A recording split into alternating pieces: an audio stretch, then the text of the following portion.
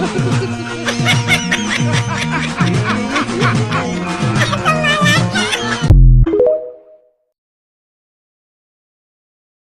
ወቅት አብዛኛውን የዓለም ክፍል ወረው በብረት ክንድ የገዙት ሞንጎላውያን እንኳን ቪየትናምን 3 ጊዜ ገጥመው 3ቱንም ተሸንፈዋል።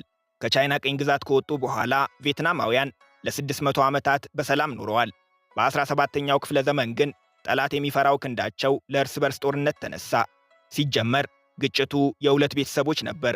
በእርግጥ በየትኛውም አገር ሁለት ቤተሰቦች ሲጋጩ መንግሥት ይገላግላቸዋል። ችግሩ ቤተሰቦቹ ፖለቲከኞች ከሆኑ ነው። ያኔ እነሱ በየቤተ መንግሥታቸው ተቀምጠው ሀገር ጎራ ለይቶ በስማቸው ይዋጋል።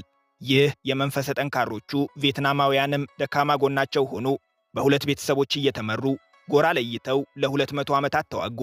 አንድነት ጥንካሬን፣ ጦርነት ድካምን ይወልዱ የለ። በእርስ በርስ ጦርነት መዳከማቸው ለሁለተኛው የቅኝ ግዛት ዘመን ዳረጋቸው። መከፋፈላቸው በር የከፈተላት ፈረንሳይ እንደ አውሮፓውያን አቆጣጠር በ1858 ከላኦስና ካምቦዲያ ጋር ደምራ ኢንዶቻይና የሚል መጠሪያ ወዳለው ግዛቷ ጠቀለለቻቸው። ተከፋፍሎ ያጡትን ነፃነት መልሶ ለማግኘት አንድ ሆነው ለ87 ዓመታት ከፈረንሳይ ጋር መዋደቅ ነበረባቸው። ያም ሆኖ አልተሳካላቸውም። በ1945 ነገሮች ተቀያየሩ። የወቅቱ ገናና ኃይል የነበረችው ጃፓን የፈረንሳይን ጦር አባራ ቪየትናምን ተቆጣጠረቻት። ጃፓን ግን ብዙም አልቆየችም። በሁለተኛው የዓለም ጦርነት በመሸነፏ በወራት ውስጥ ቪየትናምን ለቃ ወጣች። ይሄኔ ፈረንሳይ ሁለተኛ ዙር ካልገዛዋችሁ ብላ መጣች። ልክ ኔዘርላንድ ኢንዶኔዥያ ላይ እንዳደረገችው መሆኑ ነው።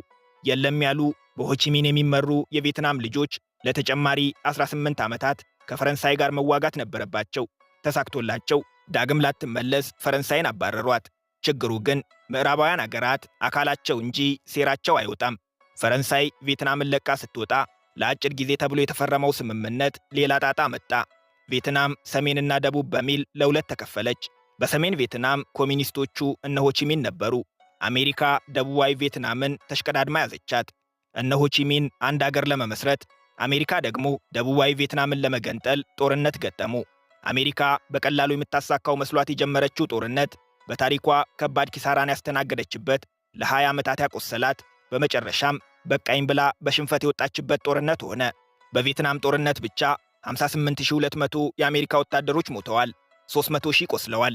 አሜሪካውያን በዚህ ደረጃ ማለቃቸው በሀገር ቤት ከባድ ቁጣን አስነሳ።